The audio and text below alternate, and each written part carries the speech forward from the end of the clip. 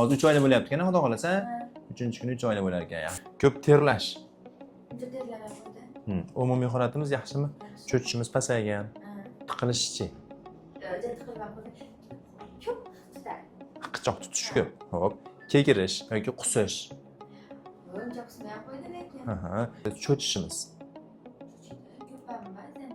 Tinch holatda ham cho'chish bormi? Yo'q. Faqat baland tovushga, eshik ochilsa, aksirsa, yo'talsak, cho'chish bor. Yaxshi, malades. Endi bir nuqtaga qarab ma'lum bir sekundga qatib qolishlar. Yoki chuqur yig'laganda og'iz atrofida ko'karishlar. Bunaqa narsa yo'q. Malades. Uyqu rejimimiz qanday? Kechasi, kunduzi. Kech payt uxlasa yaxshi uxlaydi. Misol men 2 kundan beri 7 da uxlayapti. 7 yetganda shu yerdan turadi. Mazza qilib o'rab ekan 2 kundan buyon, ha? Vitamin D ichyapsizmi? Sentyabrdan boshlagan olib keldik, endi ertadan beri. Boshlaymiz ekan, xudo xolasa. Chunki mana sochni nisbatan siyrayligi, peshonadan bo'rtib chiqib qolishlari, ma'larda sochlar kamligi vitamin D yetishmasligi hisobiga bo'ladigan narsada.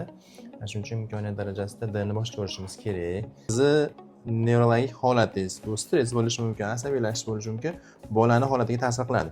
Shuning uchun onalarga aytamiz, tinch holatda, xotirjam holatda emiziladi. 2-3 kun oldingi yig'isida hech nima ko'nmasdan yig'ladimi?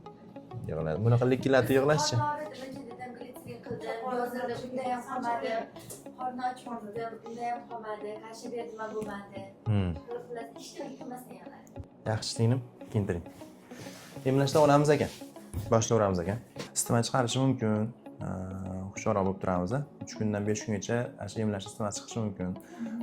Uni pediatrlar ham tushuntiradi. Isitma chiqqanda paracetamol svichami, ibuprofen siropmi yoki ibuklin svichasimi, shundan foydalanib turamiz. Emlangan joyiga magneziyni kompress qilib qo'yamiz. Parashoga nima, ampulasi nima kompress qilib qo'yamiz. O'rtacha 3 kun 5 kun joyli bo'lishi ehtimoli bor. Emlashga ruxsat deb qo'yapmiz. Orada muammo, shikoyat yo'q bo'lsa, Oysha begim bilan 2 oyda ko'rishamiz.